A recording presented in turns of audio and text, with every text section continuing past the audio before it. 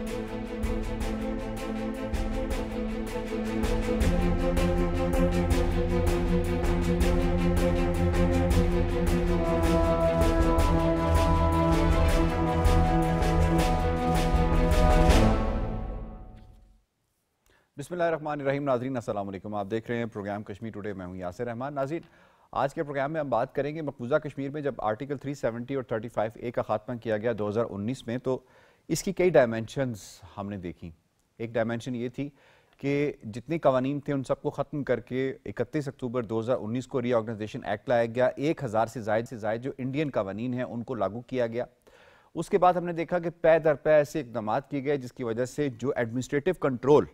किसी हद तक मकबूजा कश्मीर के लोगों के पास हो सकता था उसको ख़त्म कर दिया गया। उसके बाद हमने देखा कि जो लेफ्टिनेंट गवर्नर है उसको फाइनेंशियल और एडमिनिस्ट्रेटिव सारी पावर्स दे दी और बिल्कुल एक कठपुतली की तरह वज़ीर आला को बना दिया गया। इसकी एक डायमेंशन तो ये है। दूसरी डायमेंशन हमने देखी कि डेमोग्राफिक चेंज वो इतना रॉबस्ट तरीके के साथ हुआ कि 2 साल पहले का डेटा है कि 4.2 मिलियन डोमिसाइल्स इशू किए गए। वो इसलिए किया गया कि जो प्लेबिसाइड का हक कश्मीरियों को दिया जाना है, उन्होंने हक इस्तेमाल करना है और ये बिल्कुल लिखा हुआ है, कहते हैं वो राइटिंग ऑन द वॉल है कि उनको ये हक मिलना है। उसके अंदर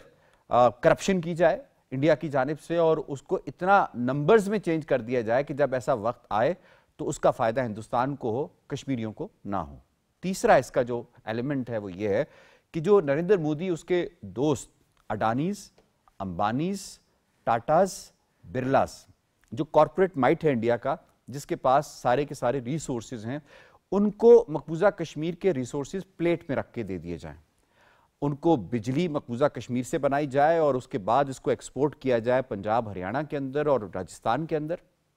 कश्मीरियों को बिजली दस्तयाब नहीं है मकबूजा कश्मीर के अंदर, और अगर उनको दस्तयाब है भी तो पर यूनिट कॉस्ट उनकी इतनी ज़्यादा है जो इंडिया के मुकाबले में भी ज़्यादा है। और उसके साथ साथ देखा जाए जो टूरिज्म इंडस्ट्री है उसको भी किसके हवाले कर दिया गया है और उसमें कौन लोग आ रहे हैं, जो इनके मॉल्स या सुपर स्टोर्स ओपन हो रहे हैं उसमें कौन लोग आ रहे हैं, और इंफ्रास्ट्रक्चर के जो कॉन्ट्रैक्ट्स दिए जा रहे हैं उसमें कौन लोग आ रहे हैं, और उसके साथ साथ जो माइंस एंड मिनरल्स है जो बहुत बड़े वसी पैमाने पर मकबूजा कश्मीर के अंदर अवेलेबल है, उसके ठेके किन लोगों को मिल रहे हैं, नौकरियां किन लोगों को मिल रही हैं। इस पर आज के प्रोग्राम में हम बात करने की कोशिश करेंगे कि इस 6 साल के अरसे में क्या कुछ कश्मीरियों के हाथ से चला गया है। वो कश्मीर, वो मकबूजा कश्मीर जहां हरियाणा से लोग आते थे, यूपी से लोग आते थे, बिहार से लोग आते थे और सीजन के अंदर वहां आकर मकबूजा कश्मीर में मजदूरियां करते थे, मतलब मकबूजा कश्मीर खुशहाल था। आज क्या ऐसी वजह हुई है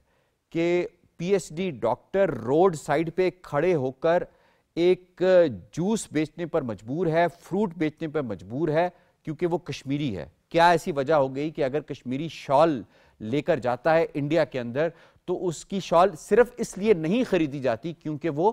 कश्मीरी है? इस पर बात करेंगे। बड़े ज़बरदस्त पैनल ने हमें जो है आज हमारा साथ दे रहे हैं स्टूडियोज़ में। अल्ताफ़ हुसैन वानी साहब नामवर तज्ज़ियाकार हैं, सीनियर हुर्रियत रहनुमा हैं और थिंक टैंक रन करते हैं। हमें ज्वाइन कर रहे हैं डॉक्टर सरदार उमर अजीज़,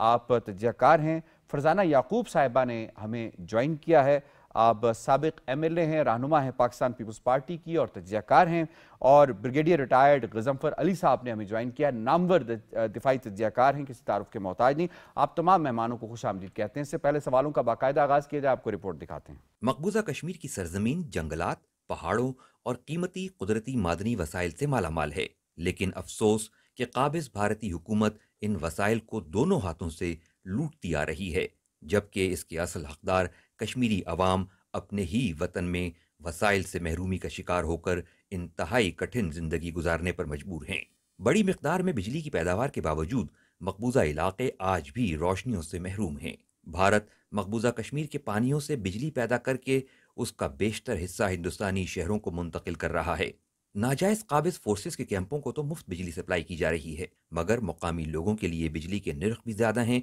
और उन्हें तवील दौरानिये के लोड शेडिंग का भी सामना रहता है। हालिया दिनों साबिक हिंदुस्तानी रुकने पार्लियामेंट चौधरी लाल सिंह भी वाजे कर चुके हैं कि बीजेपी सरकार ने पहले बेरहमी से इस रियासत को तोड़ा, गिराया और यहाँ के लोगों की तौहीन की, और अब اپنی کٹپتلیوں کے ذریعے مقبوضہ کشمیر کے قدرتی وسائل کو لوٹ رہی ہے۔ یہی آواز ہر ایک کشمیری کی ہے جو ہندوستان کے ناجائز قبضے کی وجہ سے اپنی ہی سرزمین سے حاصل شدہ وسائل سے محروم چلے آ رہے ہیں۔ مقبوضہ کشمیر میں کشمیریوں کو بولنے کی اجازت نہیں ہے۔ اگر وہ بولنے کی کوشش کرتے ہیں تو ان کو اپنی جان کا خطرہ پی ایس اے اور یو اے پی ایس سے ہوتا ہے۔ ایسی ایک بہادر خاتون نے بتایا کہ کس قسم کی زندگی وہ گزارنے پر مجبور ہیں، آپ کو سناتے ہیں ذرا۔ اکس غریبس دہس رپیس 500 600 آج دونی کھانا تیژ مزوری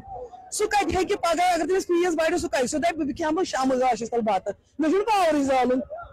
اہن یہ پاور یہ کٕنان اس واپس نہ یہ اس پر ظلم ونکس یہ ٹائمس مجھ ظلم اس نہ نہ بس ملازم ہیکہ کر برداشت اس مطلب گورنمنٹ تنخواہ تھومت اس غریب چھ نر موز اس کت ہیکو یہ برت خری مے گھر آنٹی لگت میٹر مے آنٹی لگت۔ یقیناً آپ نے اس کے سب ٹائٹلز بھی پڑھ لیے ہوں گے۔ میں الطاف حسین وانی صاحب آپ کو سب سے پہلے شامل کروں گا۔ کیا ملا ہے آرٹیکل 370 35A کے خاتمے کے بعد سے کشمیریوں کو، اور کشمیری اس وقت تک کیا کچھ لوز کر چکے ہیں when it comes to their resources؟ دیکھیں 5 اگست 2019 سے پہلے کشمیر کے اندر انسانی حقوق کی بہت بڑی پامالیاں ہو رہی تھی جو اب بھی جاری ہیں۔ وہ تھی ہندوستان کی فوج کشی، ہندوستان اپنے فوج کے ذریعے اپنے اس سارے سلسلے کے ذریعے جو فوجی دباؤ تھا یا اس نے جو ایسے قوانین نافذ کیے تھے اس کے ذریعے سے کشمیریوں کی نسل کشی کر رہا تھا۔ لیکن 5 اگست 2019 کے بعد ہم نے ایک نیا ٹرینڈ کشمیر کے اندر دیکھا، جو ٹرینڈ جس کے لیے ہندوستان نے ایک کیا۔ پہلے تو آپ نے اپنے انٹرویو میں بتایا کہ کس طرح سے وہ ڈیموگرافک انجینئرنگ کرنا چاہتے ہیں، وہ تو ایک سبجیکٹ ہے، لیکن جس طرح سے کشمیریوں کے نیچرل ریسورسز پر ہاتھ ڈالا ہندوستان نے، ایون جو ریت ہے، ریت نکالنے کے ٹھیکے بھی اب غیر ریاستی لوگوں کو دیے جاتے ہیں۔ دیٹ مینس کہ جو لوکل ریاستی باشندے ہیں ان کو کسی قسم کا کوئی بینیفٹ نہیں ہے۔ جب کشمیر میں ہم کرتے ہیں یہ جو نیچرل ریسورسز ان کی بات کرتے ہیں، سب سے بڑا نیچرل ریسورس کشمیر میں پانی ہے۔ جو دریا ہمارے بہتے ہیں، جہلم ہے، چناب ہے، توی ہے، سندھ ہے، یہ سارے دریا جو بہتے ہیں، ان دریاؤں پر پہلے سے ہندوستان نے بہت بڑے ڈیمز بنائے ہیں، بہت بڑی انہوں نے بجلی جنریٹ کی ہے، اور یہ بجلی نارتھ گرڈ کو جاتی ہے۔ اور کشمیر کے اندر، مقبوضہ کشمیر کے اندر، خاص کر وادی کے اندر یہ بجلی ٹوٹل ناپید ہوا کرتی تھی، اور پھر خاص کر سرما میں جب چلنگ سردی ہوتی ہے تو اب انہوں نے اس کہا کہ ہم سمارٹ میٹرز بھی لگائیں گے، اگر ہم بجلی دیں گے تو وہ پیک ٹائم جو ہے اس وقت آپ کو مزید چارجز دینے پڑیں گے۔ کشمیری افورڈ کر سکتے ہیں یعنی ہماری بجلی جو پورے ہندوستان میں جاتی ہے، نارتھ گرڈ کو وہ سیل کی جاتی ہے، اور پھر ریاست نارتھ گرڈ سے وہ خریدتی ہے، اور اس کے اوپر اب چونکہ جو یہ نیشنل ہائیڈرو کارپوریشن ہے، اس کو چونکہ مرکزی سرکار ہندوستان کی سرکار کے ہاتھ میں ہے، انہوں نے کہا جو پیک ٹائم ہوگا اس میں مزید بجلی کے چارجز لوگوں کو پڑیں گے۔ تو یہ اس طرح سے بجلی کا ایک حصہ، جب بجلی آپ کے پاس نہیں ہے اس کا مطلب ہے کہ آپ کا تمام جو پہیہ جو ہے وہ رک جاتا ہے، چاہے آپ کی صنعت ہے، چاہے آپ کا گھر کا چولہا ہے، یہ ساری چیزیں رک جاتی ہیں۔ اس کے بعد کشمیر کے اندر جو سب سے بڑی منرلز کی ایک بہت بڑی جو تعداد کشمیر کے اندر ہے، جہاں جپسم ہے، جہاں باکسائڈ ہے، جہاں کول ہے، اور پھر لیٹلی 2023 میں لیتھیم بھی دریافت ہوا ریاسی کے اندر، تو یہ سارے اس کے بھی ایکسٹریکشن کے تمام جو اب ٹھیکے ہیں، پہلے تو ریاستی لوگ اس کے ایکسٹریکشن کرتے تھے، ان کے پاس یہ ٹھیکے تھے، اب یہ سارے ٹھیکے بھی غیر ریاستی باشندوں کے پاس ہیں اور یہ ریاست سے باہر جاتے ہیں۔ اس کے بعد ٹمبر، ہمارے پاس جو جنگلات تھے، بہت بڑے جنگلات کشمیر کے اندر تھے، بہت نایاب جنگلات تھے، بہت پرانے جنگلات تھے، اس ٹمبر کو 2 طرح سے نقصان پہنچایا جاتا ہے۔ ایک تو ہندوستان کی فوج اس کو سمگل کرتی ہے ہندوستان کے اندر، جو انہیں مختلف ذرائع سے جو طریقے وہ اختیار کرتے رہے 1990 سے ہی، لیکن ابھی حال ہی میں آپ نے دیکھا ہوگا ڈیولپمنٹ کے نام پر جس طرح سے جنگلات کی کٹائی ہوئی بہت سارے علاقوں میں، جس سے آپ نے دیکھا ہوگا کہ اب کلاؤڈ برسٹ جو ہوتی ہے، ایک طرف تو آپ نیچرل ریسورسز ہمارے لے جاتے ہیں، لیکن دوسری طرف آپ ہمیں نیچرل کلائمیٹیز کا شکار بناتے ہیں۔ جو کلائمیٹیز ہو رہی ہیں وہاں پر، جس طرح کلاؤڈ برسٹ ہو رہا ہے، جس طرح سے لینڈ ایروجن وہاں پر ہو رہا ہے، اور لوگوں کی جو کھیت کھلیان ہیں وہ سارے ڈوب گئے، جو سیلاب آتے ہیں، جو ساری چیزیں آتی ہیں۔ اور اس کے بعد دیکھیں کشمیر کے اندر ہمارے پاس ایک بہت بڑا ذریعہ ہماری ایگریکلچر اور ہارٹیکلچر انڈسٹری تھی۔ جس سے لوگ اپنے گزر بسر کرتے ہیں. جیسے آپ انٹرو میں کہتے ہیں کہ پہلے بھی جو 2019 سے پہلے کی جو اکنامک سرویز ہیں, مقبوضہ کشمیر جو ہے ہندوستان کی جو گجرات جس کو کہتے ہیں وہ نریندر مودی بہت پیش کرتا ہے ماڈل آف اس میں, تو گجرات کے نزدیک کشمیر کی جو اکانومی تھی وہ اس کی چیزیں کر رہی تھی, وہ ساری چیزیں کر رہی تھی. وی ور پروڈیوسنگ آور ایگریکلچر گڈس, ہمارے ہارٹیکلچر گڈس جاتے تھے. جو ایک چیز اس کے درمیان میں ہوئی, انہوں نے جو سلسلہ شروع کیا, ایک تو اس کے بعد ایک تو جو فوج نے ایک سلسلہ شروع کیا ایز اے ریپرائزل, لوگوں کے باغات کاٹ دیے, لوگوں کے کھیت تباہ کر دیے. اور دوسری طرف سے ایک جو سب سے بڑا مسئلہ اس وقت ہمارے ایگریکلچر اور ہارٹیکلچر کو دریافت ہوا کہ وہ یہ ہے کہ ہندوستان کی جو باقی ریاستیں ہیں وہاں جا کر کشمیری جو یہ شال بیچتا تھا یہ یا کوئی کام یہ فروٹ بیچتا تھا, ان کے لیے مشکلات پیدا کر دی گئی. ان کے خلاف اب کسی جگہ بھی کوئی چیز ہو تو کشمیری بیکمز وکٹم. ابھی حال ہی میں آپ نے دیکھا ہوگا کہ 1 مہینے کے لیے جو جموں کشمیر کو شاہراہ جو ہے وہ بند رہی, جموں سے کشمیر جو شاہراہ ہے وہ بند رہی. تو اس میں جولائی کے اندر ٹریلینز آف جو ہمارا فروٹ تھا وہ سارا ضائع ہو گیا. اب دیکھیں خود ہی لوگوں نے جو اس پر کام کیا ہوگا, سال بھر کمائی ہوگی اور اسی پر سارا ان کا انحصار تھا, وہ کس حال میں رہ گئی. ان ساری چیزوں کا مقصد on one side militarized governance, on the other side جو plunder of natural resources to make Kashmiris کہ وہ اپنا ہاتھ ہندوستان کے سامنے پھیلائیں, آزادی نہ مانگے. مقصد اس کا ٹوٹل مقصد کیا پوائنٹ آ گیا. میں اس میں بریگیڈیئر غضنفر صاحب آپ کو شامل کروں گا. یہ فرمائیے گا کہ جو کچھ وہ یہ دعویٰ کرتے ہیں کہ جی ہم نے بہت ڈیولپمنٹ کر دی ہے مقبوضہ کشمیر کے اندر, ہم ٹنلز بنا رہے ہیں, سیب کے باغات کاٹ کر وہاں سے ریلوے کی لائنز بچھائی جا رہی ہیں, فوجی کالونیز بنائی جا رہی ہیں, کیا یہ سب کچھ جو ان کے دعوے ہیں یہ کشمیریوں کے لیے یا اپنی فوج کو ایکسپینڈ کرنے کے لیے, ان کی ٹرانسپورٹیشن اور موبلٹی جو ہے اس کو بہتر بنانے کے لیے, کیا کچھ بھی کشمیریوں کو اس سے فائدہ ہے؟ اب بات یہ ہے کہ 2 چیزیں جیسے ابھی والد صاحب بھی فرما رہے تھے اور اس کے اوپر وہ حقائق تمام ریکارڈ پہ موجود ہیں جو وہ کہہ رہے تھے, اور جس طرح کشمیریوں کو ٹارچر کیا جا رہا ہے, جس طرح ان کے باغات لوٹے جا رہے ہیں, ان کے ریسورسز لوٹے جا رہے ہیں, وہ تو تمام چیزیں ایسی ہیں جن کے اوپر ایک مہر ثبت ہو چکی ہے. اور اس میں اگر تو کشمیر کے اندر اتنا امن ہے تو پہلا سوال یہ پیدا ہوتا ہے, اور بھارت کہتا ہے کہ اگر کشمیر کے اندر امن ہے یا کشمیر کے اندر خود مختاری کی تحریک نہیں چل رہی ہے تو یہ 8 لاکھ کی جو فوج ہے یہ وہاں پہ کہ انڈے بیچ رہی ہے, یا اس کے ساتھ ساتھ جو CRPF کی جو کیپیبلٹی ڈیولپ کر رہے ہیں, یا اینٹی ٹیررسٹ فورس جو ایک نئی انہوں نے لانچ کی ہے جس کا تمام کے تمام ڈاکٹریٹ اور جس کی تمام ٹریننگ جو ہے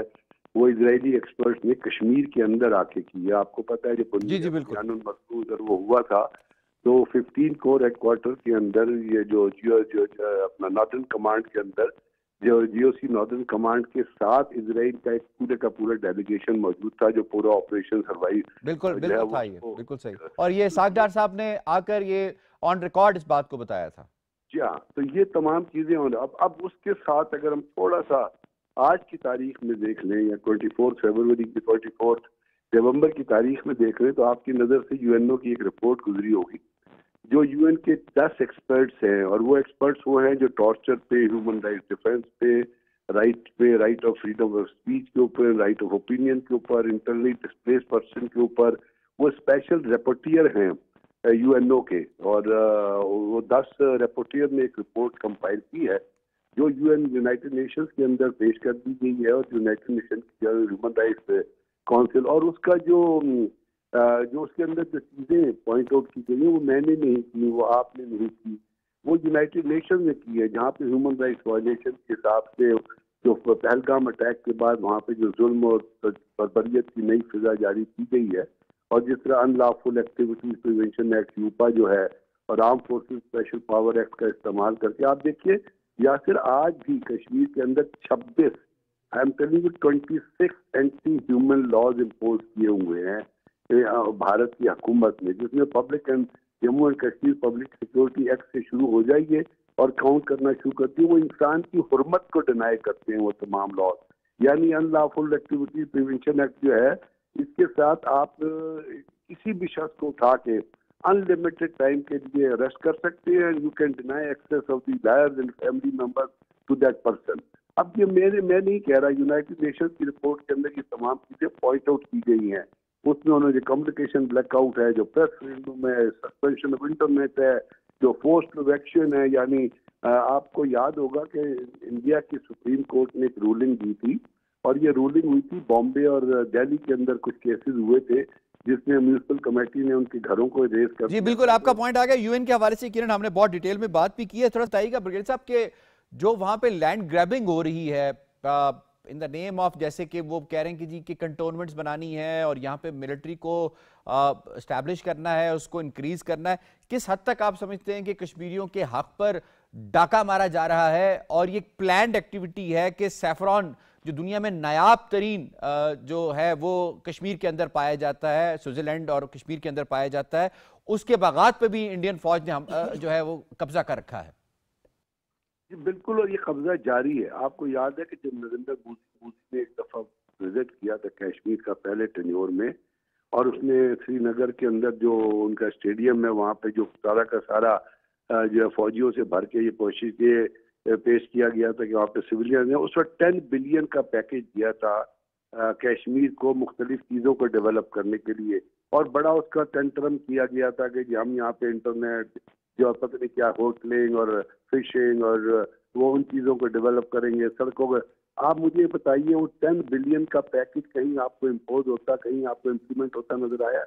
अगर वहाँ कुछ किया जा रहा है तो वो चीज़ें की जा रही हैं जो उनके सेंटर को फेवर करती है। अब जिसमें उन्होंने 35A और 3035 को जब जिसमें उन्होंने अनल किया था, उसके बाद भारत से जो RSS के दहशतगर्द हैं उनको ला के उन्होंने जम्मू में और वैली के अंदर बसाने की कोशिश कर रहे हैं, क्योंकि बेसिक इस वक्त जो कोशिश है नरेंद्र मोदी और उसकी जो दहशतगर्द टीम है वो ये है कि कश्मीर का डेमोग्राफिक स्ट्रक्चर चेंज किया जाए। और बहुत सारे उन्होंने वहाँ पे लेजिस्लेटिव असेंबली की सीट बढ़ा दी है, और जो वो सीट बढ़ाई है उसमें जो कंपैरिजन ऑफ द वोट रखा है, तो अगर हिंदू एक MLA जो है वो 1,40,000 वोट लेके इलेक्ट हो सकता है, तो उसी कॉन्स्टिट्यूंसी में एक मुस्लिम को इलेक्ट करने के लिए 2 लाख वोट चाहिए। तो आप ये जो चीजें वो टेक्निकली करने की कोशिश कर रहे हैं, उसका मकसद ये है कि कश्मीरियों को उनका राइट डिनाई किया जाए। इंडिया का जो दहशतगर्दी का जो रूल है वो कश्मीर के ऊपर इम्पोज किया जाए। और जो पुराने गवर्नर थे जो अब जिनकी डेथ हो गई है, सत्यपाल मलिक, उन्होंने बड़ा कैटेगोरिकली ये चीज ओपनली कह दी थी कि नरेंद्र मोदी जो है वो कश्मीर को इस्तेमाल करके पाकिस्तान को ब्लैकमेल करना चाहता है। ठीक, और पाकिस्तान आपका पॉइंट आ गया। ब्रिगेडियर साहब साथ रहिएगा, मैं इसमें फरजाना साहब आपको शामिल, थोड़ा सा कहते हैं कंपैरिजन तो बनता नहीं है लेकिन फिर भी जरा नाज़रीन को भी और दुनिया को बताने के लिए, आप आज़ाद कश्मीर में साबिक वजीर भी रही हैं, पल्स पे आपका हाथ भी है अवाम की। आज़ाद कश्मीर के जो रिसोर्सेज हैं किस हद तक वो आज़ाद कश्मीर के अवाम के लिए हैं? बिलखुसूस अगर हम पानी के हवाले से बात कर रहे हैं, उसकी जो इस बिजली जो पैदा होती है, मंगला का जो प्रोजेक्ट है, उससे किस कदर फ़ायदा कश्मीरियों को हो रहा है और उससे उनकी ज़िंदगी कितनी सहल है। अगर उसी का कंपैरिजन हम कर लें मकबूजा कश्मीर के साथ, तो किस कदर उनकी ज़िंदगी मुश्किल है कि वहाँ पे पानी उनका, बिजली उनकी, सारा कुछ उनका, लेकिन वो उनको उन रेट्स पे नहीं मिलती जो इंडिया को मिलती है, बल्कि उससे भी महंगे मिलती है। तो थोड़ा सा बताइएगा ज़रा। जब भी हम कज़िया कश्मीर पर बात करते हैं तो ना सिर्फ हम इंडियन ऑक्यूपाइड कश्मीर पर बात करें, हम थोड़ा सा कंपैरिजन करें कि आज़ाद जम्मू कश्मीर में जो कश्मीरी रहते हैं उनका किस किस्म की ज़िंदगी है और क्या फ़र्क है।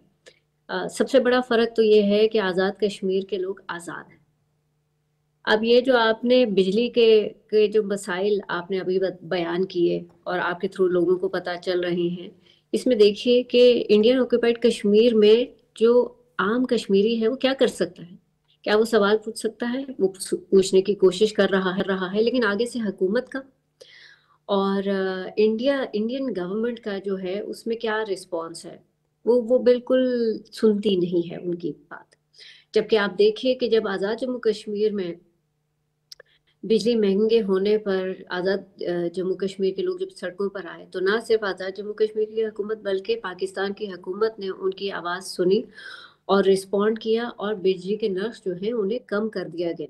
पाकिस्तान की निस्बत कश्मीर में, आज़ाद जम्मू कश्मीर में बिजली सस्ती है। आप इसको कंपेयर कर लीजिए इंडियन ऑक्यूपाइड कश्मीर में कि बाकी हिंदुस्तान की निस्बत इंडियन ऑक्यूपाइड कश्मीर में बिजली अगर हम इन महंगी है। टर्म्स ऑफ मनी इसको मैम डिफाइन करना चाहें तो पाकिस्तानी 1 रुपया इंडिया के 3 रुपये इंडिया का 1 रुपया पाकिस्तानी 3 रुपये बनते हैं, तो उस हिसाब से अगर देखा जाए तो इंडिया में 1 रुपया पर यूनिट जो है वो आज़ाद कश्मीर में बिजली अवेलेबल है। अगर इंडियन रुपी के हवाले से हम बात करें तो 1 रुपया पर यूनिट, जबकि अगर आप मकबूजा कश्मीर के लोगों की कंपैरिजन कर ले वहां पे पर यूनिट उनको कितनी अवेलेबल है, तो आप कंपैरिजन अच्छा न्यूमेरिकली भी ड्रॉ कर सकते हैं इसका। जी बिल्कुल बिल्कुल, और ये बड़ा अहम है क्योंकि जो लोग इन कंपैरिजन्स को नहीं जानते तो एक बड़े अरसे से जो है ना ये नैरेटिव क्रिएट किया जा रहा था कि इंडियन ऑक्यूपाइड कश्मीर में हिंदुस्तान ने जो बेसिक कमोडिटीज हैं या जो यूटिलिटीज हैं उनकी कीमतें तो बहुत सस्ती रखी हुई हैं, और इसका चर्चा पाकिस्तान में और आज़ाद जम्मू कश्मीर में बहुत ज़्यादा होता है कि वहाँ पर जो है हालात बेहतर हैं, वहाँ पर लोगों को जो है वसाइल ज़्यादा हैं, मसाइल कम हैं। ये नैरेटिव जो है वो बड़ा स्ट्रांगली पेश किया जाता रहा है, और आज जो है आपके प्रोग्राम के तवज्जुद से और आप सब सारी दुनिया के पास सोशल मीडिया भी है, वो रिसर्च भी कर सकते हैं, हकाइक सामने आ रहे हैं कि ये सब झूठ है। हिंदुस्तान जो है उसकी आरएसएस मेंटालिटी है जी। मोदी क्या चाहता है, वो मुसलमान नहीं चाहता हिंदुस्तान में, और जो कोई भी आरएसएस मेंटालिटी हिंदुत्व जो बयानिया है, हिंदुत्व जो आइडियोलॉजी है उस पर यकीन रखता है, तो उसका जो बेसिक प्रीमाइस है वो क्या है, इंडिया फॉर हिंदूज ओनली। उसमें मुसलमान हो या कोई भी माइनॉरिटी है उसके कोई हैसियत नहीं है, उसका कोई मकाम नहीं है। अच्छा फरजाना साहब, थोड़ा सा हम अगर दोबारा आज़ाद कश्मीर के हवाले से बात कर लें तो जरा ये भी बताइएगा कि वहाँ पे तो खुली इजाज़त है कि वहाँ पे अडानीज और अंबानीज जाकर अपने 5 स्टार होटल, 7 स्टार होटल्स और उसके बाद गोल्फ कोर्सेज बना रहे हैं पहलगाम के अंदर और बाकी इलाकों के अंदर, और उनका मुकाबला एक आम कश्मीरी इसलिए नहीं कर सकता क्योंकि उसके पास तो पैसे नहीं है, इनके पास तो बिलियंस ऑफ रुपीस हैं।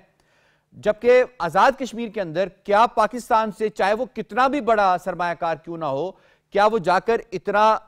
कारोबार वहां पे इस तरह से कर सकता है बगैर शराकतदारी के या बगैर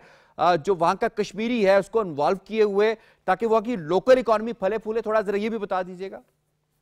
जी देखिए, आज़ाद जम्मू कश्मीर का जो इकोनॉमिक या बिजनेस सिस्टम है उसको आप इंडियन ऑक्यूपाइड कश्मीर के साथ भी कंपेयर करें और फिर साथ में दुबई के साथ भी कंपेयर कर लें कि आपको लोकल साथ में चाहिए। तो इस प्रोग्राम के तवज्जुद से मैं ये क्लियर करना चाहूंगी कि आज़ाद जम्मू कश्मीर वेलकम करता है इन्वेस्टमेंट। आज़ाद जम्मू कश्मीर चाहता है कि लोग आए, लेकिन इसका मतलब ये नहीं है कि उसमें जो है वो कश्मीरियों के अलावा जो बाकी लोग हैं उनको प्रेफरेंस दी जाएगी। एक तो ये कि जी इक्वल प्लेइंग फील्ड है, इक्वल अपॉर्चुनिटी है, लेकिन आपके साथ कोई ना कोई कश्मीरी का होना लाजमन जरूरी है। बगैर कश्मीरी प्रेजेंस के, बगैर शराकतदारी के आज़ाद जम्मू कश्मीर में आप बिजनेस नहीं कर सकते, आप इस तरह से ज़मीन नहीं खरीद सकते। और ये इसलिए किया गया है कि एक छोटा सा इलाका है जहाँ पर कि लैंड होल्डिंग बहुत कम है, बिजनेस अपॉर्चुनिटीज भी उसके हिसाब से काफ़ी रिस्ट्रिक्टेड हैं। तो ऐसा अगर इसको बिल्कुल खुला छोड़ दिया जाता है जैसे कि इंडियन ऑक्यूपाइड कश्मीर में हो रहा है, तो जो लोकल रेजिडेंट्स हैं, जो कश्मीरी हैं, वो सफ़र करते हैं। इसकी वजह से कश्मीरियों के हकूक़ को प्रोटेक्ट करने के लिए ये लेजिस्लेशन की गई है, कवानीन ऐसे बनाए गए हैं कि आपकी शराकतदारी होनी चाहिए। 35A अभी भी इंटैक्ट है आज़ाद कश्मीर के अंदर। पॉइंट आ गया आपका। फरजाना साहब वापस भी आता हूँ। सिद्धार्थ साहब, मैं आपको इसमें ये फरमाइएगा कि 2019 से पहले जैसे कि वानी साहब ने कहा कि कश्मीरी निस्बतन जो है वो खुशहाल इसलिए थे कि अपने रिसोर्सेज उनके पास थे। अब ऐसा क्या हो गया कि ना तो इंडिया से कोई आकर यहाँ मजदूरी कर सकता है, करता है, उसकी वजह कि रिसोर्सेज का प्रॉब्लम है, और दूसरा बेरोजगारी की शरह इतनी मकबूजा कश्मीर के अंदर क्यों बढ़ गई है कि आज लोग खुदकुशियों पे मजबूर हो गए हैं? ये आपने इंट्रो में भी बताया कि बेरोजगारी तो इस हिसाब से भी वो है कि लिटरेसी रेट अगर वैसे भी आप कंपैरिजन करें इंडिया में तो कश्मीर का लिटरेसी रेट बहुत ज़्यादा है, हाईली क्वालिफाइड वहाँ के लोग हैं। लेकिन जो आप एक सिचुएशन बता रहे हैं, अभी 3-4 दिन पहले जियोलॉजिकल सर्वे ऑफ इंडिया जो मौजूद है उसने 5 नए ब्लॉक्स जो हैं वो अनाउंस किए हैं, जिसमें गोल्ड के और پوٹاش کے اور لیتھیم کی بھی ان کی ظاہر ہے ابھی آکشن چل رہی ہے. جو آپ شروع میں بات کر رہے تھے کہ امبانیز اور ٹاٹا انرجی جو ہے وہ انٹرسٹڈ ہے مقبوضہ کشمیر کے جو سارے ریسورسز ہیں اور انڈسٹری ہے. تو جو پروفیشنل ہیں وہ بھی سارے دہلی سے اور دوسری جگہوں سے لائے جاتے ہیں. وہاں کے لوگوں کو، انجینئرز کو، کوالیفائڈ سٹاف کو بھی نہیں ہائر کیا جاتا. پھر ان کو سرکاری جو کوٹا ہے اس میں بھی ان کی جو ہے اس طرح سے پریزنس نہیں ہے. اور یہ جان بوجھ کے جیسے ایک نسل کشی کی طرف انڈیا جا رہا ہے، اور اس نے کشمیری جو پروفیشنلز ہیں وہ پوری دنیا میں جا کے کہیں سرو کرتے ہیں، لیکن ان کو وہاں پہ اپنا رائٹ نہیں مل رہا. اور اس سے بے روزگاری میں اس لیے اضافہ ہو رہا ہے کہ ان کا اب ان کے پاس سوائے پرائیویٹ جو بزنسز ہیں وہ بھی جو آپ نے پچھلے اقدامات دیکھے کہ بلاسٹ کی وجہ سے مختلف ٹورزم انڈسٹری بھی اب تباہ ہو گئی ہے، تو ان بیچاروں کا جو چھوٹا موٹا کاروبار تھا اس سے بھی اب وہ ہاتھ دھو بیٹھے ہیں. اور نیچرل ریسورسز میں تو آپ دیکھیں کہ اس کے علاوہ جو وہاں کے ٹورزم تو ایک بڑی بیک بون تھی، لیکن جو ان کی شال کی فیکٹریاں تھیں، جو زعفران کے جو کھیت تھے، جو ان کے فروٹ مارکیٹ تھی، جو ان کی باقی جو پروڈکشن تھی ایگریکلچر میں، اس کو بھی لگاتار یہ اس لیے تباہ کیا جا رہا ہے کہ تاکہ باہر سے کموڈیٹیز لا کر تو مقبوضہ کشمیر میں بیچی جائیں، اور بزنس جو ہے ان لوگوں سے باہر کے لوگوں سے انٹروڈیوس کروایا جائے. اور ان کو اکنامکلی جب آپ ان کو ڈسٹرب کریں گے، تباہ کریں گے، تو یہ ان کی جو 35A اور جو باقی ان کی خود مختاری کی اور آزادی کی جو ان کی کوشش ہے یا جو ان کا جذبہ ہے اس کو دبایا جا سکے. تو یہ ایک سازش ہے اس کے تحت، اور ایک جان بوجھ کے جو ہے نا وہ یہاں کے وسائل کو بھی، نوجوانوں کے جذبات کو بھی، ان کی جو بنیادی رائٹس ہیں جو وہاں پہ وہ چونکہ وہاں کے نیٹو ہیں اور ان کا پہلا حق بنتا ہے نوکریوں پر بھی، اور وہاں کی جو ہے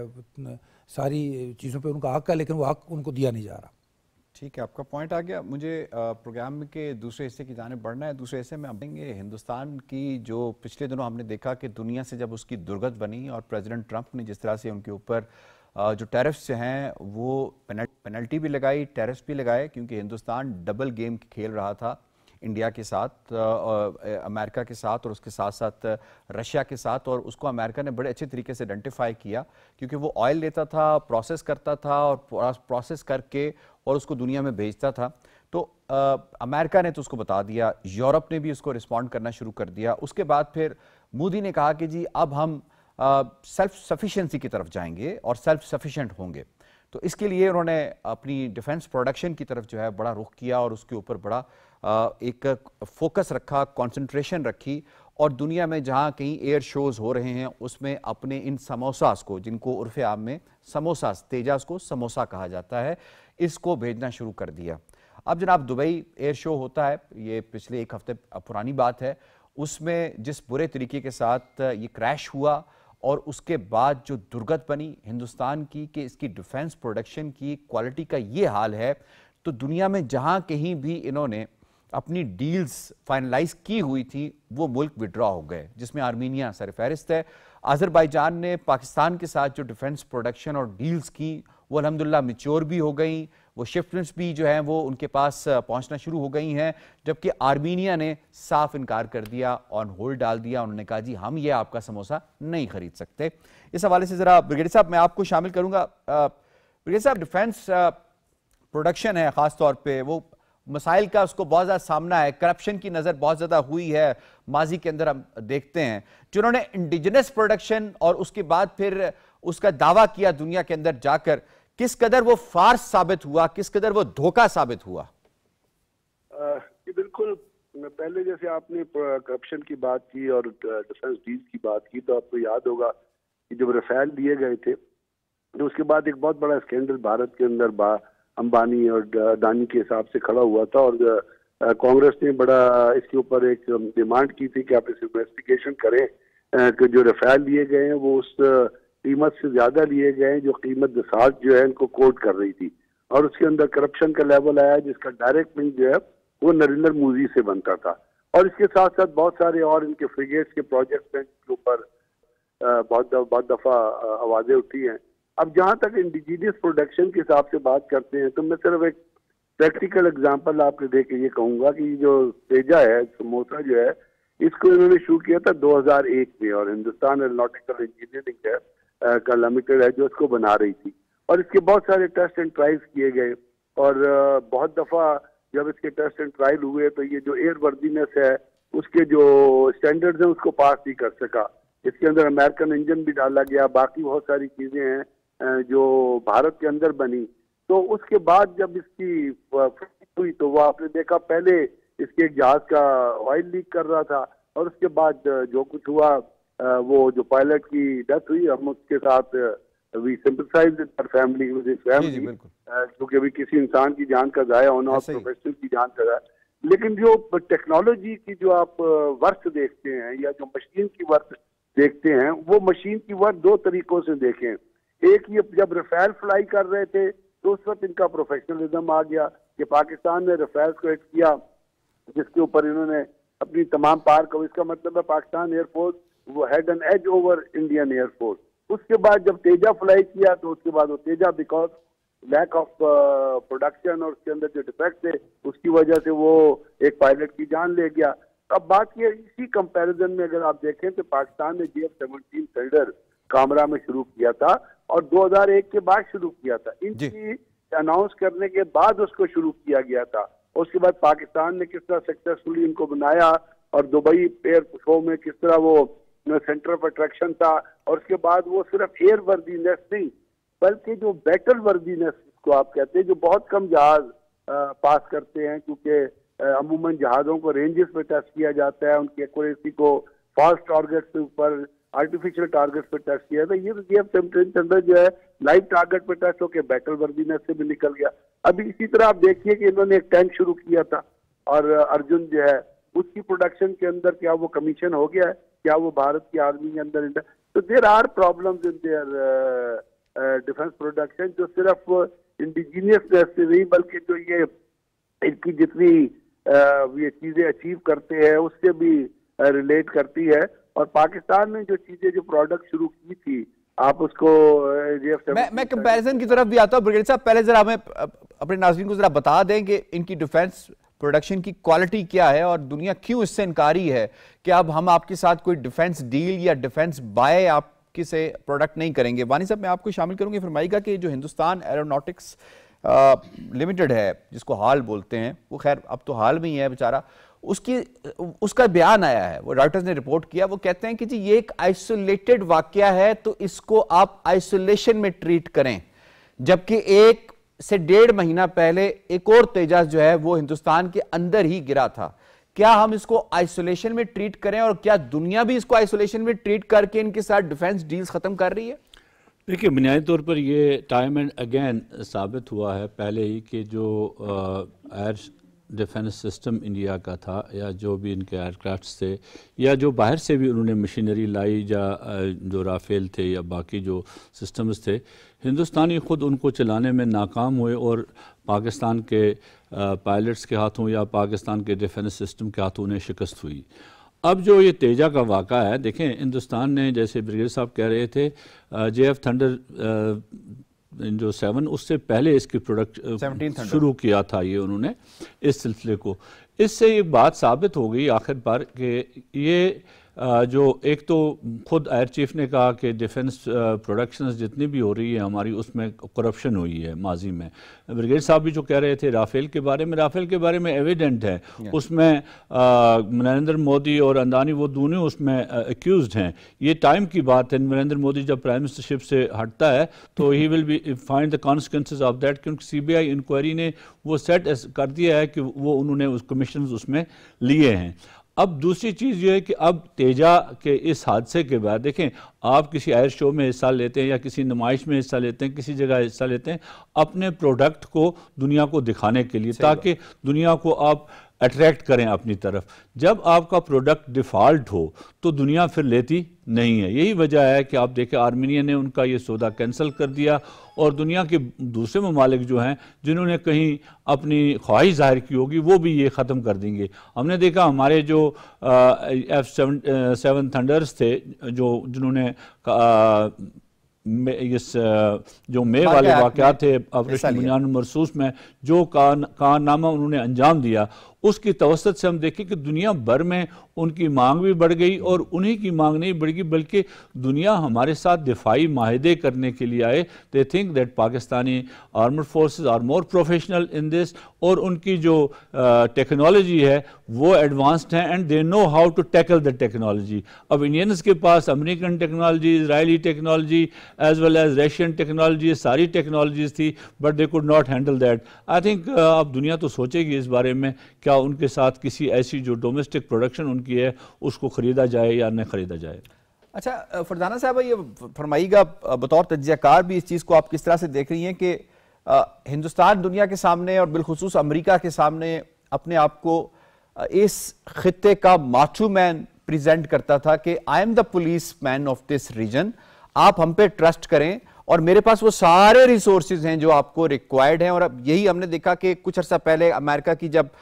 بائیڈن انتظامیہ تھی اس وقت ایک پالیسی بھی آئی تھی جو کہ ٹلٹ لگتی تھی ہمیں انڈیا کی طرف کہ اس کو ریجنل پولیس مین کا درجہ دیا جا رہا ہے. کس قدر یہ جو فیلیئرز پہ فیلیئرز ہوئے بنیاد المرصوص مارکہ حق کے بعد سے سفارتی سطح کے اوپر, اب یہ تیجا سموسا کا گر جانا, کس قدر یہ انہوں نے اپنا آپ خود بتا دیا ہے کہ بھائی ہم اس قابل نہیں ہیں کہ ہم کسی کے بھی یہاں پہ پولیس مین کا کردار ادا کر سکیں. دیکھیے بنیاد المرصوص کے بعد ہندوستان کی جو ایک پرسیپشن تھی نا, ایک جو جھوٹ کا انہوں نے ایک چادر سی اپنے اوپر اوڑھی ہوئی تھی جس کی وجہ سے حقائق ہمیشہ غائب رہتے تھے, وہ پاکستان نے اٹھا دی. اور اب دنیا جو ہے وہ ہندوستان کا اصل روپ دیکھ رہی ہے. آج آپ تیجس کی بات کر رہے ہیں تو آج سے کچھ مہینے پہلے جولائی میں برازیل نے ہندوستان کے آکاش میزائلز لینے سے انکار کر لیا تھا, اور اس کی بھی وجہ یہی بتائی گئی تھی کہ وہ جو میزائلز ہیں وہ اچھے نہیں ہیں, ان میں کچھ ٹیکنیکل ایشوز ہیں. یہ وہی میزائلز ہیں آکاش میزائلز جس کا کہ ہندوستان نے جو ہے نا پھر سے ٹیسٹ کیا تھا لداخ اور ان جگہوں پر. تو ہندوستان جو ہے وہ مستقل اپنے جو ہے نا یہ جو اپنے لفظ استعمال کیا ہے کہ جی میں یہاں کا تھانے دار بھی ہوں اور میں یہاں کا ٹھیکے دار بھی ہوں بائی دا وے, کیونکہ رائزنگ انڈیا, بیوٹیفل انڈیا بھی تو ہندوستان یہ نیریٹو بھیجتا تھا. تو جو ٹھیکے دار ہے اور تھانے دار ہے اس پر سے تو پاکستان نے جو ہے پردہ اٹھا دیا ہے کہ they are no buddies of this region. Pakistan is the net security provider of this region. اور دنیا جو ہے نا وہ طاقت کو سلام کرتی ہے اور طاقت کو ہی دیکھتی ہے. تو پاکستان کی طاقت جو ہے وہ پروون ہے. It has proven it self in the battleground, in the diplomatic battleground, kinetic میں بھی ہر جگہ پر پاکستان نے دکھایا ہے کہ کس طرح سے اس نے ہندوستان کا سر نگوں کیا ہے. کیوں؟ کیونکہ پاکستان سچ بول رہا ہے, پاکستان نے ہمیشہ سچ بولا ہے. اسی وجہ سے آج کشمیر کے قضیے پر جب بات ہوتی ہے تو ہندوستان کی بات کو اہمیت نہیں دی جاتی, پاکستان کے موقف کو اہمیت دی جاتی ہے. جتنا پاکستان یونائٹڈ نیشنز میں یہ بنیاد المرصوص کے بعد روبسٹ طریقے سے ہندوستان کو شرمندہ کر رہا ہے ریگولرلی, تو یہ سب نظر آ رہا ہے کہ جی دیکھیں جب آپ کے پاس طاقت ہے, اور یہ وہی طاقت ہے کہ جس کو حاصل کرنے کے لیے پاکستان پر انہی ممالک نے سینکشنز لگائی تھی. امریکہ نے ہندوستان پر سینکشنز نہیں لگائی تھی لیکن پاکستان پر سینکشنز لگائی گئی تھی جب پاکستان نے اپنا نیوکلیئر ٹیسٹ کیا تھا. تو یہ جو ڈویلٹی ہے نا, یہ دنیا کی جو ہپوکریسی ہے یہ ہمیشہ یوں ہی کرتی ہے. اسی طرح سے ہندوستان بوسٹس کے جی بنیاد المرصوص کے وقت میں جی اس نے بڑا اچھا پرفارم کیا تو براموس میسائل پتہ نہیں یہ کیا وہ کیا, وہ دنیا جی بڑی انٹرسٹڈ ہے اس کو خریدنے میں. براموس میسائل جو ہے وہ 50% شراکت داری ہے ود رشیا. یہ رشین ٹیکنالوجی ہے جو کہ یہاں پر ہندوستان میں پروڈیوس کی جا رہی ہے. تو یہ جتنا بوسٹ کر رہا ہے نا, جتنا یہ برواڈو دکھا رہا ہے, ہندوستان رشیا کی اجازت کے بغیر برہموس میسائل بیچ نہیں سکتا. تو یہ تو ہندوستان کی ڈیفنس سیکٹر کی حقیقت ہے. اسی طرح سے بنیاد المرصوص میں ہندوستان نے جو ایشوز فیس کیے تھے وہ یہ تھے کہ وہ ہوائی جہاز تو اڑا رہے تھے, فائٹر جیٹس تھے ان کے پاس رافیل, لیکن یہ ہمیں یاد رکھنا چاہیے کہ جس ملک سے فائٹر جیٹ لیا جاتا ہے آپ کو اس فائٹر جیٹ کے استعمال سے پہلے اس ملک کی اجازت لینی پڑتی ہے. اسی وجہ سے پاکستان جو ہے وہ F-16 اور F-17 میں انٹرسٹ اس نے کم کیا, اور چائنا جو کہ ہمیشہ سے پاکستان کا اکنامک پارٹنر رہا ہے, ڈیفنس پارٹنر رہا ہے, ہمیشہ ساتھ ساتھ رہے ہیں. ان کے ساتھ پاکستان نے اپنا پورا ڈیفنس کا جو سسٹم ہے وہ ویل انٹیگریٹڈ ہے, سارے کچھ جو ہے وہ ساتھ ملا ہوا ہے. اور جو جو ان کے جو تیارے پولیس مین کا جو امپریشن ہے وہ ٹوٹل زائل ہو گیا. ٹھیک ہے سردار صاحب, آپ کی طرف یہ فرمائیے گا کہ یہ جو تیجاز ہیں اس کا جو انجن ہے, اس کی جو بیسک مشینری جو آتی ہے وہ جی سے آتی ہے, جو کہ امریکہ کی ایک کمپنی ہے. تو ایک تو بتائیے گا کتنی بڑی امبیرسمنٹ جی کے لیے بھی ہوئی ہے, جس طرح سے رافیل میں فرانس کے لیے اور اس کمپنی کے لیے ہوئی ہے, اور پھر اس میں انڈیجنس کیا ہے کہ جب آپ اس کا جو مین پارٹ ہے وہی آپ امپورٹ کرتے ہیں, تو انڈیجنس کیا ہے اس کے اندر؟ یاسر صاحب, انڈیا کو تو اس میں پروفیشنل کمپیٹنسی جو ہے مشین تو جہاز یا اکوپمنٹ یا جتنے بھی اس طرح کے انسٹرومنٹس ہیں وہ انسٹرومنٹس تو اپنی جگہ پر ٹھیک ہی ہوتے ہیں, لیکن اس کے پیچھے جو چلانے والی فورس ہے, جیسے گاڑی کو ایک ڈرائیور چلاتا ہے, تو میرے خیال سے جو پروفیشنل کمپیٹنسی ہے ایئر فورس انڈیا کی وہ ایکسپوز ہوئی ہے ورلڈ میں. یو کے میں جو ایئر شو ہوا وہاں پر بھی پاکستانی پائلٹس کو دنیا نے اپریشیٹ کیا. یہ جو یو اے ای میں ہوا یہاں پر بھی آپ کے جے ایف تھنڈر کو لوگوں نے اپریشیٹ کیا. ایک دن پہلے انڈین ایئر فورس کے پائلٹس نے پاکستانی جے ایف 17 تھنڈر کے ساتھ کھڑے ہو کر سیلفیاں لی ہیں, وہ سوشل میڈیا پہ وائرل بھی ہوئی. تو پاکستان کی جو ایئر فورس ہے وہ ذرا بیٹل فیلڈ میں پروون ہو چکی ہے, اور پورے ورلڈ میں اس کو ایک خاص عزت کی نگاہ سے دیکھا جاتا ہے کہ یہ پروفیشنلی, اور مشینز بھی اچھی ہیں, مشینز کو بھی آپ دیکھیں, اب ڈیلز ہو رہی ہیں ہماری. اور پاکستان کے چونکہ بیٹل فیلڈ میں جب آپ کے جے ایف تھنڈر اور آپ کا میزائل سسٹم اور باقی چیزیں ڈیفنس سسٹم ٹیسٹ ہو گیا, تو جب چیزیں ٹیسٹ ہوئی ہیں تو ورلڈ نے پھر اس کو اپریشیٹ بھی کیا اور نئی ڈیلز بن رہی ہیں. ان کا مسئلہ یہ ہوا کہ انہوں نے اپنے ساتھ امریکن ٹیکنالوجی کو بھی, رشین ٹیکنالوجی کو بھی, اور فرانس کی رافیل ٹیکنالوجی کو بھی ورلڈ میں اس کی جو ہے نا معیار گرایا ہے, کیونکہ انہوں نے اس کے استعمال میں وہ ناکام رہے ہیں. تو ان کی اپنی پروفیشنل کمپیٹنسی بھی خراب ہوئی ہے, اور ورلڈ میں ان کو یہ جو ابھی ریسنٹ جو آپ تیجے کی بات کر رہے ہیں کہ پورے دبئی کے ایئر شو میں ایک ہی جہاز گرا ہے اور وہ انڈیا کا گر گیا, تو یہ ان کے لیے ایک بیڈ لک بھی تھی, اور یہ ان کو انٹرنیشنلی سبکی بھی کا بھی سامنا ہوا. تو یہ ظاہر ہے اس طرح کی ایک میسج بھی تھا دنیا کے لیے کہ ہم پریپیئرڈ نہیں ہیں. ان کی انڈین ایئر فورس کی طرف سے ان کی گورنمنٹ کے لیے بھی ایک میسج تھا. Do you agree with this? اور یہ بھی ہے کہ دیکھیں بعض اوقات بلیسنگ جو ہے وہ پاکستان کے اس حصے میں اس لیے آئی کہ یہ جو مئی کے جو بین المرصوص آپریشن کے بعد انڈیا اتنا کنفیوز ہے کہ اس کی آپ پارلیمنٹ میں دیکھیں تو مودی کے خلاف تقریریں ہیں, اس کے علاوہ وہ خود بھی مختلف جگہوں پہ ان سے غلطیاں ہو رہی ہیں, اور وہ ابھی تک اسٹیبل نہیں ہے. میرے خیال سے بیک گراؤنڈ میں وہ جو واقعہ ہے جو 6 یا 7 طیارے جس پہ ٹرمپ نے کوئی 50 مرتبہ ورلڈ میڈیا میں یہ کہا ہے جی کہ میں نے جنگ رکوائی ہے اور یہ طیارے گر گئے, ٹرمپ نے کہا ہے, اور ہم نے ٹیلز نمبر بھی بتا دیے ہیں. یہ تو پروون بات ہوگی. بریگیڈیئر صاحب, towards the very last end ذرا بتائیے گا, آپ کمپیریزن ڈرا کر رہے تھے, is there any comparison between the two of the production qualities جو پاکستان انڈیجنس اپنی بنا رہا ہے اور جو انڈیا بنانے کی کوشش ہے, دنیا کو دکھانے کی کوشش کر رہا ہے کہ وہ بھی کچھ بنا رہا ہے؟ میں بجائے اس کے کہ اپنی طرف سے یہ کہوں کہ جی دے آر ناٹ کیپیبل, میں آپ کو ایک پریکٹیکل چیز آپ کے سامنے رکھ دیتا ہوں, آپ کے ناظرین کے سامنے, وہ اس کو پڑھ بھی سکتے ہیں. ابھی انڈیا کو, انڈین نیوی کو رفیل 35 رفیل کے 31 رفیل ڈیلیور ہونے سے نیول ورژن کے, جس کا انہوں نے آرڈر پلیس کیا ہوا تھا. اب انہوں نے انڈین نیوی نے خط لکھا کہ جی ہمیں رفیل چاہیے ہیں, تو جو دسالٹ ہے جو فرینچ کمپنی ہے جو رفیل بناتی ہے, انہوں نے ایک لیٹر لکھا ہے انڈیا کو جو اویلیبل اور ریکارڈ, انہوں نے کہا کہ جی آپ کے جو پائلٹس ہیں وہ اس قابل نہیں ہے کہ وہ ہمارے رفیلس کو فلائی کر سکے, تو پہلے آپ اپنے پائلٹس کو بھیجیے ہمارے پاس, ہم ان کو 10 ہفتے کی ٹریننگ کرائیں گے, اس کے بعد ہم ان کا ایئر ورک کا ٹیسٹ دیں گے, اس کے بعد پھر ہم آپ کے آرڈر کو تیار کر کے ڈیلیور کریں گے. اس سے آپ اندازہ لگا لیجئے. دوسری چیز یہ ہے, آج کل آکسفورڈ یونیورسٹی میں ایک مباحثہ ہوا ہے, آپ کی نظر سے گزرا ہوگا, جس میں پاکستان کے طلباء نے, اور پہلے ایک پینل تھا, ایک بڑا پینل تھا جس کو اپنا انڈیا نے وڈرا کر لیا, پاکستان نے بھی اپنا پینل وڈرا کیا. اب پھر اس کے بعد جو آکسفورڈ یونیورسٹی کے طلباء کے ان کو کہا گیا پاکستانی پینل تھا, انڈین پینل تھا. دہشت گردی, انڈیا کے اندر دہشت گردی اور دہشت گردی کے موضوع پہ بحث تھی. وہاں پاکستان پینل نے اب لاجک کے ساتھ, حقیقتوں کے ساتھ, یو این رپورٹ کے ساتھ, دنیا کی رپورٹوں کے ساتھ, باقی دلائل کے ساتھ اپنا پوائنٹ آف ویو پیش کیا انڈیا کے جو اسٹوڈنٹس تھے انہوں نے بھی پوائنٹ آف ویو کیا. آپ کو پتا ہے آکسفورڈ ایک بڑا پریسٹیجیس ڈیبیٹ ہوتی ہے, اور جب وہ ڈیبیٹ ختم ہوتی ہے تو وہاں پہ جو حاضرین ناظرین بیٹھے ہوتے ہیں ان کے اوپر وہ موشن جو ہے ووٹنگ کے لیے پیش کی جاتی ہے, اور جب وہ ووٹنگ کے لیے موشن پیش کی گئی تو پاکستان کے جو پارٹیسپینٹس تھے اور جو موشن